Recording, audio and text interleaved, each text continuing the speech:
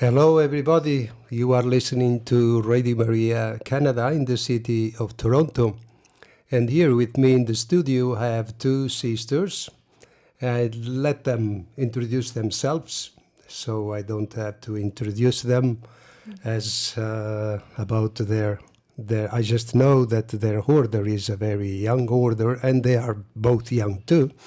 So, sister. So my name is Sister Luz, and I belong to the Institute of the Sister Sport of Jesus Christ.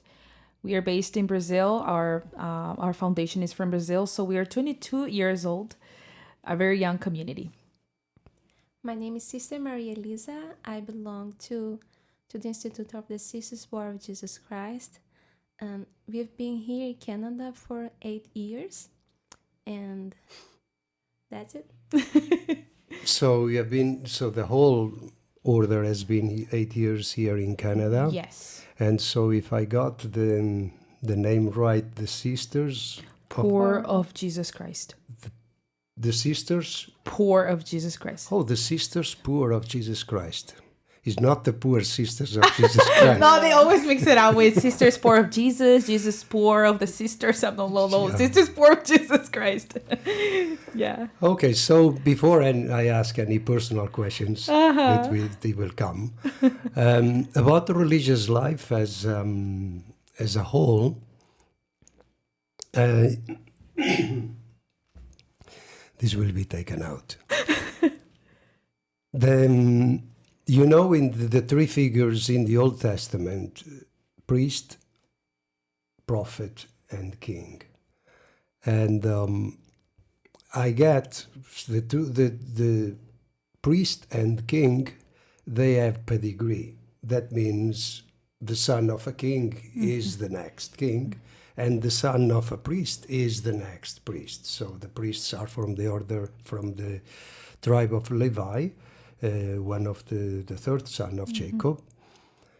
And the king, so after King David, King Solomon, and so forth. The prophet is only one that there is, your kid is not a prophet. So prophets they spring up. The prophets and the judge, before the prophets, they were also the judges. And as Amos says, I'm not a prophet, I'm not a son of a prophet. So I was called. I was called. So that's the difference thing between the priest and the king. The prophet is called, is by vocation. And it's, I would say, like in the Time magazine, the man of the year. So it's the right person for the right moment. The prophet, and is very critic of the priest, the ones that are really attached. The critic of the political power and critical of the religious power. The priest and the king, they represent. They are shepherds, so they represent the power. And the prophets, as you see in the Bible tradition, is very critical of both. The king and the priests and the temple, all the sacrifices, all that. What I want is justice and peace. So, and we are baptized. When we are baptized into kings, prophets, and priests. So, religious life comes from this prophet. That is, the church answering to some need of the society and some need of the church itself. And if we see the history of religious life, I'm not a specialist on it. My specialist is moral theology. But you can see that some religious orders, they spring up in a particular moment, in a particular place, and other religious orders, they just cease to exist. And that's okay. You know, pastors there will be as long as there is sheep, there is pastors, and kings, there is always the political power. But the religious life belongs to a time. Belongs to a time, belongs to a place, and is the answer of the church and the answer of God, because the God is the one who who calls. So in this big introduction, just to how did your order? What was the answer to what? So what were the circumstances where your religious order was founded, and as an answer to a particular problem or situation? Yeah, I think, and I'm certain that the Lord, the Holy Spirit always inspires communities to fulfill in a specific need of the world, right? Yeah. So our community started in 2001. Our founder, he was from the Oblates of Mary Immaculate. He was part of already a community, a religious community, and he was serving as a priest in this parish in a very one of the slums in Brazil, in São Paulo. So all his parishioners were people that were in their family. They have struggles with drugs and with addictions and with a lot of poverty, nothing to eat, and a lot of things like that. So he was always very very touched by all those things, and he started to feel this thing like God was asking him something else, and he was like, but what is it? What do you want me to do? Right? And little by little he discerned that was actually to start, and it wasn't first a community, right, a religious order, but was an association to start to help the poor in a special way, all of those who struggle with addictions, because that was the situation in his parish, and he will see around São Paulo and all the countries that was the wound of society, the drugs that they didn't know how to do it, how to deal with it, and everything started like that. So he was doing his master's in anthropology. So he was like studying, going to university, and he didn't know how to handle it, and he was like, okay, I want to help you guys. And he will gather all the guys that were suffering from addictions, and he will give them formation, try to spend time with them, so that way they would not go and use drugs. But it got to a point like he's like, I don't know what to do anymore because I have to go to university. So he took them with him. He took them with him to university. So they would sit in the back of the classroom, so that way they would not be using, at least doing something. So that's how our community started with our founder. Just nuns, or also? It was just, first of all, it was just our priest, our Father Gilson. Okay. He's our founder, and our foundress came along with him. That it's Sister Servant. Oh, the service. Yeah, so they together started the community. So it started like just the brothers, because it was a strong, more like men will come, and then Sister So you Servant. have brothers too? We do have brothers So too. they are two separate communities. Two separate communities, yes.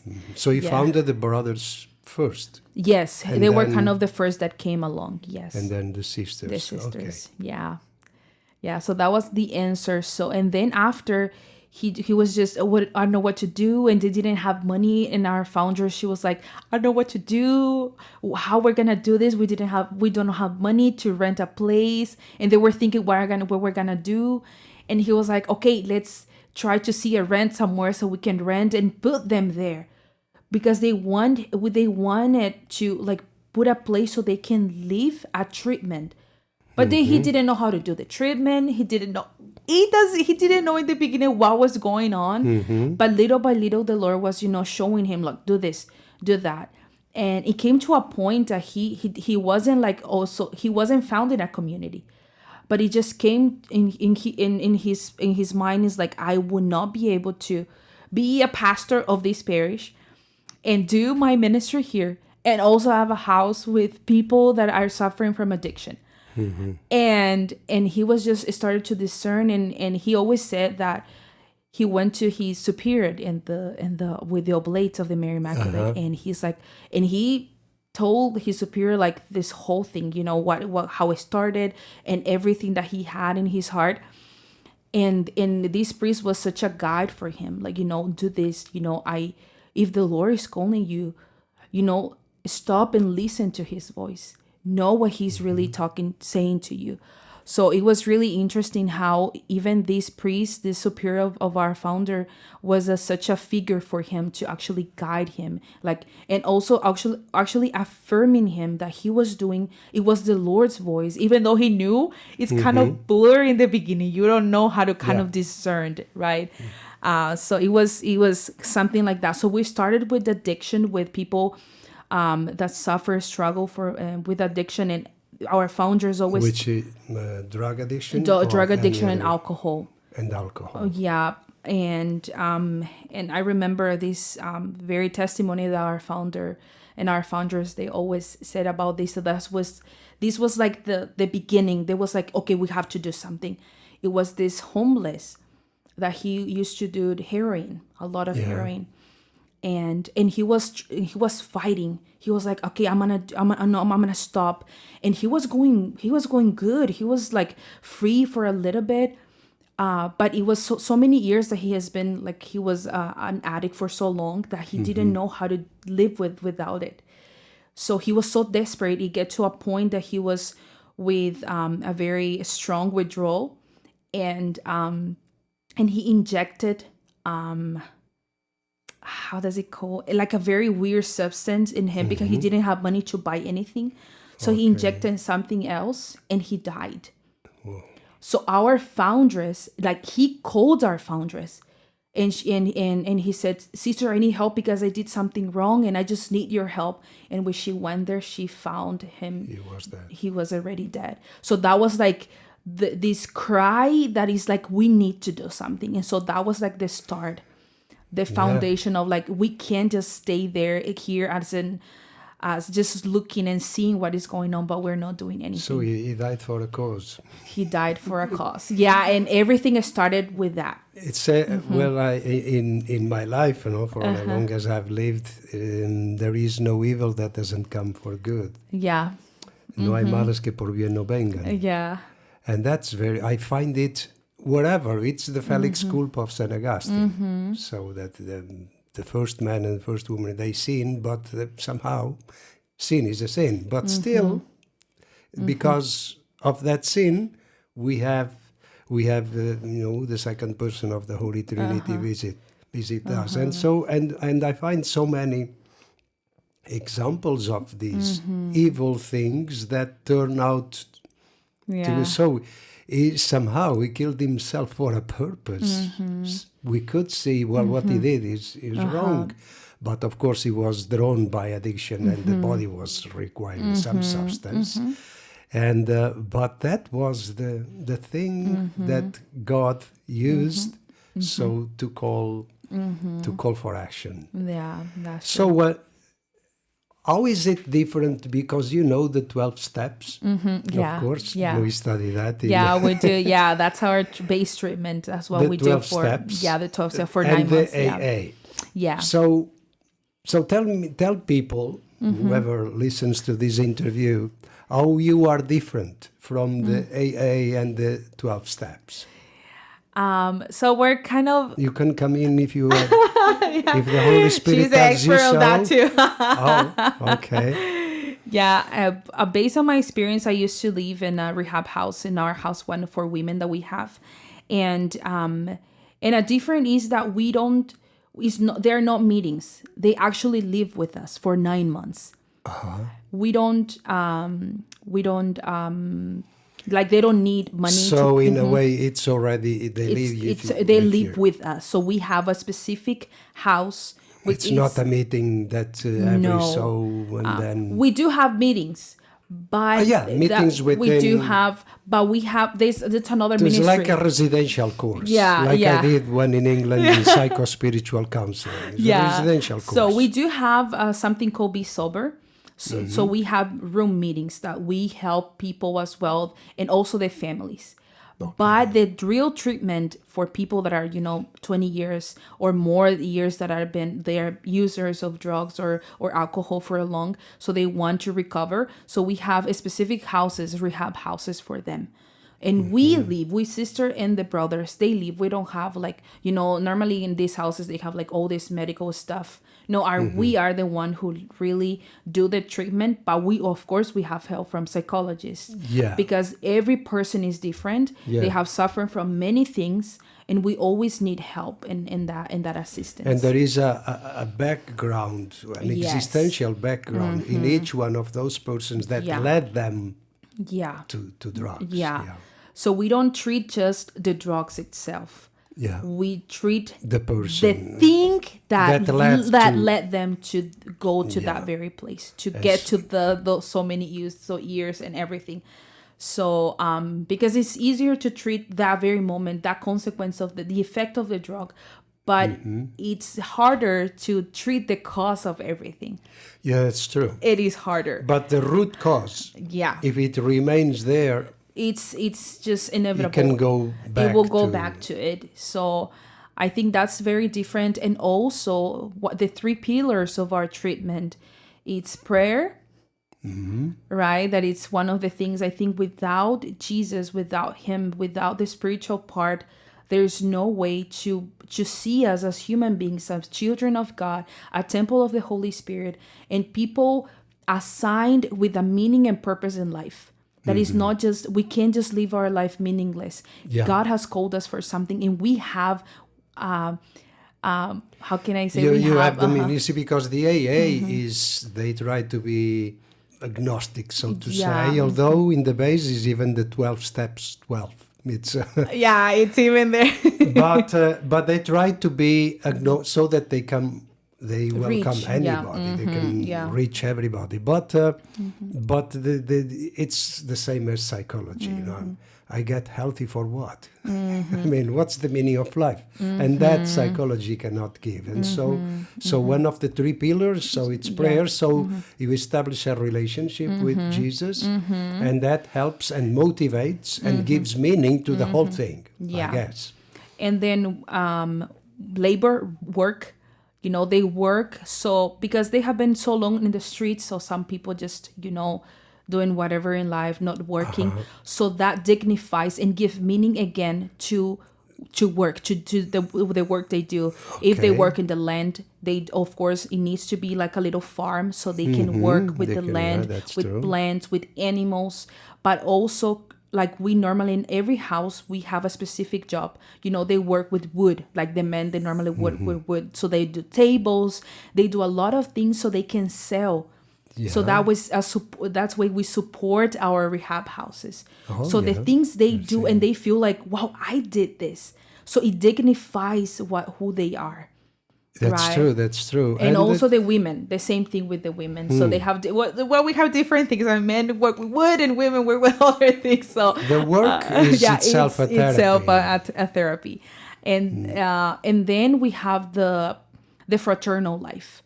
That's what heals this relational problem between people, right? Because we have because we tried and as much as we can to bring this phase of fraternal life, like community, because they've been so out of society that they don't know anymore how to have a relationship with someone or how to deal with people, right? So giving a healthy fraternal life so they can learn to love again in the healthy way, not anymore in the way they were taught or the way they think it is the best one, but to learn actually from Jesus and with all these things, how to deal with things, how to really create bonds between people in a healthy way.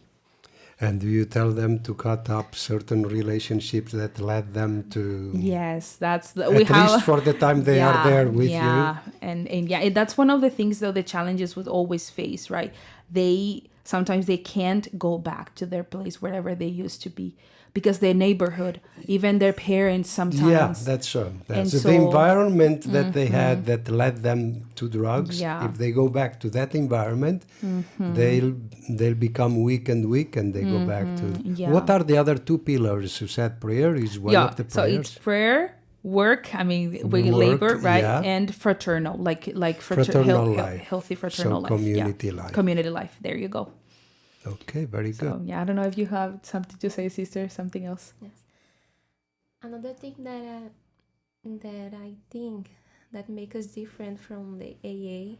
I mean, we use the 12 steps, and Yeah. they are very, very important. But the way we see sobriety as a way to achieve holiness. This is the thing. We want them to be sober not just from drugs, but from like everything that can make me separated from God. Yeah, like loving God above everything. Above And that everything. means everything. Yeah, literally. Yeah. Well, the commandment says everything, but I always put and everybody too. Yeah. Yeah, that's true. Your the love for God should come first before the love you have for even your parents. Jesus said it clear: if you love your parents more than you love me, and someone I know of a sister in Spain that because she became a sister, her father for 30 years never spoke to her. So there you are. Who do you love first, God or your father? And follow what your father tells you to do. So I always say, above everything and above everyone. That's true. That's very true. Yeah, go ahead, sister. So in our shelters, they can receive the sacraments if they want. Yeah. So it's a Catholic shelter. So if you want, we can receive communion, we can receive all of those sacraments that the people don't have. Yeah, They can receive. Good. So your religious life, as I was saying, that's the theory, the theology behind the religious life is that it's an answer to a situation. It's poverty because, you can't be more poor when you don't have any control over your life. So you are really the poor of the poorest. Yeah. And so that's the poverty, a urban poverty. That's being addicted to any substance or addicted to behaviors also. How many countries are you in? So you are a religious, it's only 22 years old. Yes. So if I counted right, we're in 16 countries. 16 countries. 16 countries. Already. And our charism did not stop there. So it started with the addicted, and it went to the jails, to prisons. Oh, jails. Yeah, well. It went to human traffic and prostitutes as well. Wow. It went to the poor on the streets and the homeless, the kids that are hungry, to the elderly that are abandoned. Wow. So Isn't that too much now? So I think that's why our community extended so fast. Because for us, as poor of Jesus Christ, So you got all poverties. we got All sorts of yeah, I poverties. mean, And if any poverty is still to come, it's here to come. you have the charisma to that one. That's where we go. So we don't have like a specific thing. We just do this, Whenever a country call us or a diocese, archdiocese call us, it's always like, they always come with a necessity. Okay, I want you. I remember the Archbishop in Los Angeles when he that's very clear in my mind when he said that. I just want you to be this light in the darkness of downtown LA. I just want, because we are the only Catholic presence, nuns on the streets, greeting the poor, being with them, praying with them, teaching them how to pray the rosary. Allowing them to follow, to have access to sacraments, to know their value. That's right. The older religious orders, they don't go into that, and I think that's really beautiful, because I think the Lord is always so good, and He opens out. The Holy Spirit always works in ways that we never imagine. So I think that's very beautiful, because it's like wherever the Lord wants us to be, there we will be wherever the necessity. Wherever it is needed. It has to be like a home, like an elderly home. So there we are. So we have in Sao Paulo, in our mother house, it is actually like a nursing home, but the sisters take care of the elderly. So there are a lot of, we found it on the streets. We go to do like street ministry while we go, when we go to the streets to give food and also assistance to the homeless. And we see a lot of people in wheelchairs and things like that. But what are you doing here? no, my family abandoned me. They didn't want to take care of me, so I'm here on the streets. So we take them on our houses and we give them at least the last years that they're gonna live like a place where they can have dignity to die. So it's really, So- as the Pope Francis said, I don't know the sentence in English, Iglesia in salida. Yeah, How do you say A that pilgrim in church, English? I don't know. A pilgrim church. They probably have translated it, but in English, but when in Iglesia in salida, that means it's not easy to translate. No, it is not. It is not. It's always a church that comes out of itself, that goes out, and reaches out to the poor, and that's a very good thing. That's a very. How different are you from the Sisters of the Poor that we know of Mother Teresa of Calcutta? I think we're not very different in terms of Only service. the habit. Of course, in the habit, we're very different in the habit, and also in the life. The situation where they were born in India. Yeah. And so you were born in Brazil, so that's a difference. And it's beautiful because even though our rule of life and everything is very different, not very different because we all follow the gospel, sure. right? But it's just very small things. I think because they have this very beautiful combination between prayer and service. We do have that, but they're like contemplative missionaries. They are more contemplative. They have this beautiful that's thing true. together, and they have a lot of things that are I really admire the Sisters of Charity, and they have a beautiful, beautiful work as well. So we're very similar. And in our apostolate, we do a lot of things very similar. And that's really beautiful. I just feel like wherever we are not in the Sisters of Charity are, I just know that the Lord is working. Yeah, they were. Yeah. They were born in with the homeless and extreme poverty. Yeah, yeah. And diseases. Yeah. Okay, so just one question that you cannot answer for Maria Elisa. She has to answer for herself. Which is the personal question, how did you come to know the sisters, and what was the personal circumstances in your life that led you to choose this way of life? So I get to know the sisters through a friend because we were best friends in high school. She's a sister too, Sister Giovanna. So we were best friends in high school, and I remembered. I don't come from a Catholic family. I come from a Protestant family. So I converted when I was 16 years old. And I remember she would always tell us, me and my sister, because we're twins, and both of us were nuns. Oh, wow. Yes. That's interesting. And I remember she would always say, let's go to church. And I'm like, Sister Giovanna, we don't go to church with you because we're not Catholic. And she's like, but just, go and try. We'll have beautiful music and things like that. But we never, sadly, we never went with her.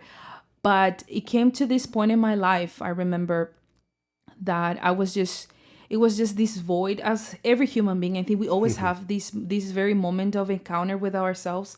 And thanks be to God, it wasn't a very young age. It was 16 years old. And so I'm really thankful to God that it was young, and I was, I didn't do any like very bad things still. I mean, I did things that I regret, but it was just the right time, right? Yeah. And so I just realized how empty, and even though I knew God, because I come from a Protestant family, but it wasn't, even though I knew, I felt from the beginning that I just knew half of the truth. Yeah. It's just this longing, very powerful in me, that it was like, I know God, but I just feel that I have never encountered him personally. And it came to this very moment that I remember my mom, like, just go to this retreat. And I'm like, Mom, I'm not Catholic. I'm not going to go to a Catholic retreat. And she's like, but just go. I mean, Your mother was... My mom is the only Catholic in the family. She was Catholic. She is the only one. But she was beautiful because she always respected very much what we believe. She never like forced us to anything, just to do First Communion. And I'm so grateful to that. But I remember that she's like, go to this retreat, because Sister Giovanna was inviting us. And I'm like, I'm not gonna, I don't want to go. And she insisted so much that I'm like, okay, I'm just gonna go because my mom is just bothering me so much. Okay, I'm gonna go. And I remember when I went to that retreat, I went with an open heart. And it was Our Lady of Fatima, actually, the school where we went for our retreat. And I remember they have in a very big part of the wall it was in the gym. So they have this huge paint of Our Lady of Fatima. So we entered the gym. It was like this huge image of Our Lady of Fatima. And I just had my encounter with the Lord as never before in that retreat. And it was like a life-changing moment. And I remember going back to my house with my mom, and I just cried, and I told her, Mom, I want to be Catholic again. And she's like, what do you mean by that? You want to be Catholic? Like, yes, I don't know why, but I just want to be Catholic. And I know that the Lord is just, it gives us like a glimpse of what we really are. And it's like, you're going to the wrong direction. And I just felt all that void, all the half-truth that I knew, it was like, okay, I can enlighten that. I can feel that. I can give you the whole truth. And I was little by little, I would go to Mass. I didn't even know how to act in Mass. I was like, I'm going to just follow people, oh, they kneel, I'm going to kneel. And they didn't know. So I remember and I started to go to the sister's house, because I went to a retreat that it was their retreat. Were the ones, they were the ones who were organizing. So they started to help me, like, go to this priest, go for confession, receive the Holy Eucharist. And then I remember with the priest that was from my parish, Perpetual Help, he helped me so much. So I would go to confession every 15 days and talk to him, like, because I didn't have a spiritual director at that time. So I was like, cry to him, like, please help me, Father. And he will be so patient to me, and he will be like, no, it's okay. This is black, this is white, this is not. He was like separating things from me. And it was like a long discernment, first of the faith, and then of actually understanding. Not that the Lord, I'm sure that he was already calling me, but I had no clue what was going on, because I was new to the faith. And I remember when I just have this first moment of like, I just feel that I have to do something. I will go to Mass every day. I will go to adoration. I would do everything, the right thing to do. And it was not fulfilling enough. It was like not enough. It was something that, what should I do more? Do I spend more time in church? What do I do, right? And it came to this moment of like, Lord, do you want me to be a sister? Oh. I don't want to be a sister. I'm like, I don't want to be a sister, because their life is so hard, and I don't think I'm going to be able to do it. They kneel for hours. I don't think I'm going to be able to do that. And I would cry, and I would go for adoration. I don't want to be a sister. And I was like, and it was funny because I told one of the sisters. God. And I was telling one of the sisters, Sister, I don't even know if God is calling me. And maybe he's calling me, but I don't know, because I've never been called before. So I don't know how being called feel like, And it was funny, but it was a very beautiful discernment. And finally, I remember when I told the sister, because it's between me and God. It's not the spiritual director and the vocational director, just, the person just help you, and you have to find with the Lord in what it is, right? Because it's you and God. And I just, look, sister, now I'm certain the Lord is calling me. I don't know if I want that, but if the Lord want me, who am I to say no? I'm a nobody, and he's calling me, even though I'm the worst sinner in the world, but he called me. So that was it, was this very moment of like, okay, I'm gonna do this. And it was a whole process. And I remember when I joined, I just always felt like this void that was there. I'm not saying that it's all fulfilled, because the Lord just give us little by little. Otherwise, we're going to be so overwhelmed with his grace. So he gives us little by little, little by little, because he knows what I can handle, right? So he gave us little by little. And I'm so happy, because I know, and now that I see back, right, all the signs, all the things, I'm like, yeah, it was so clear. Right, yeah. I was the one that was trouble. I couldn't understand. It was too hard for me, but I knew that the Lord was just there calling me, and that's how I joined in 2015. Yeah, very good. Yeah, thank you for your testimony. Now let us listen to Maria Elisa. Okay, I was born in a Catholic family too. Yeah, and when I was 16, I used to participate in a youth group in my parish, and I got very closer and closer to the Holy Scriptures. And I got to the point that I said to myself, okay, I really like it.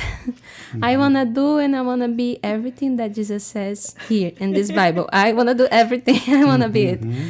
And I Googled, believe it or not, about the vocations. Oh, that's very And- modern. I read everything, and when I read about the religious life, I felt like, oh my gosh, this is it. I have no escape. This is it. God's calling me, and I really want to be it. This is beautiful. This everything that I read, what the nuns do, what they are, I think like it was already inside of me. So again, believe it or not, I Googled and I met the sisters through Instagram. And because I would like to have like this Franciscan spirituality. So Yeah. Well, your habit is Yeah. very Franciscan. So have Sisters of the Poor, of course. He was for the poor too. Francis and St. Clair as our patron saints. Very So good. I knew that I want to serve the poor, that I want to help the people who are suffering, and I want to be a nun. So I called the sisters and I said, that's it. My name is Sister Maria Elise and I want to be a nun. So they accept That was me. a clear cut. Yeah, Yeah, she was I always knew to the it. point. No Yeah. resistance. yeah. Took me a while to to get this decision, but then when I was 18, I joined the community. Today, Okay. Oh, 18. I have just, this is my second years with the vows. Okay. I mean, very good. really young now. God has leading me into this way that I dreamed. Okay, so we are at the end of our program. So I would like, we missionaries, we do mission appeals. So can you do an appeal for, because I know that you have these, and also call for people to this retreat that I know that you are going to do, and so say that clearly where and when, and then appeal for people that might follow you. Yeah. So we are having an oncoming event on the 18th of May. It's a Saturday. It will be in the parish Santa Cruz. Santa Cruz, here in Toronto. So Toronto. we're so happy to have that. Agile Street. Yes, there you go. There Then you I go. don't know the number. You know more than me. Well, I celebrate their mass many times. So that's beautiful. So it will be in that church. It will start at 9 a.m. 9 So we're going to a.m. have a first, it's a vocational mission. I mean, we're going to do a street ministry. Vocational retreat. Yeah, but we're also going to have talks, adoration about vocation, and also a moment with the Lord to kind of pray and Yes. and also seek to that very will of God, because sometimes we're just what's going on, what we do, how to discern our vocation. So it's like putting all the things together, like, okay, so we have a little talk with Father. We're gonna have this beautiful person of Father Stephen from the Diocese of Peterborough. So we're so happy he's gonna talk about vocation, and we're so happy that we have nuns and a priest, and so that's very beautiful. And it's gonna happen from 9 to 4:30 p.m. So 9 a.m. to 4:30 p.m.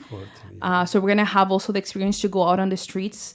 So the And practice. the practice of the gospel. So we're just gonna go and hang out with them, and the food is always an excuse to get to them, because whatever, even That's for true. everybody, if you say we're gonna have a meeting and people are like, okay, we're gonna have snacks, yes. So it's something that how it gives us, like, it get us close to them. So So yeah, it's gonna be an amazing experience. We're gonna be all the sisters will be there from Hamilton, and yet also appeal to. So you have a community in Hamilton? In Hamilton, yes, we have a house in Hamilton. That's the only place we're in Canada right now. Yeah, in okay. Hamilton. But hopefully, I mean, one day we'll be expanded more in Canada. Toronto. In Toronto, yeah. There are that's, more drug addicts here in Toronto than in Hamilton. yeah, it is a lot. And homeless and yes, so homelessness, yes. So yeah, but we also have a ministry in Hamilton if whoever wants to go and it's around or it's closer that is listening right now. And this retreat is for young men and young women. Yes, we ask that the person might be 18 years old just because it's easier because we're going to the streets, and otherwise it will have to be with their parents or that's true. someone That's true. that would take care of them. So it's from 18 to 30, 35 maybe, or maybe more, depends. But it's for men and women. So whoever wants to join us and to be with us and to have the experience that that the Lord is providing for us, even to the practice and also to the very moment of understanding His will, and ask for that He may give us the grace to understand what He wants for our lives. Okay, so it's all from Radio Maria Canada in the city of Toronto. Thank you for coming, and anytime come again. If you want to do a program from here, you can do it too, or Thank from you. Hamilton Thank you with so your cell much. phone. So Yeah, thank you so much, Father. Thank you. you are welcome.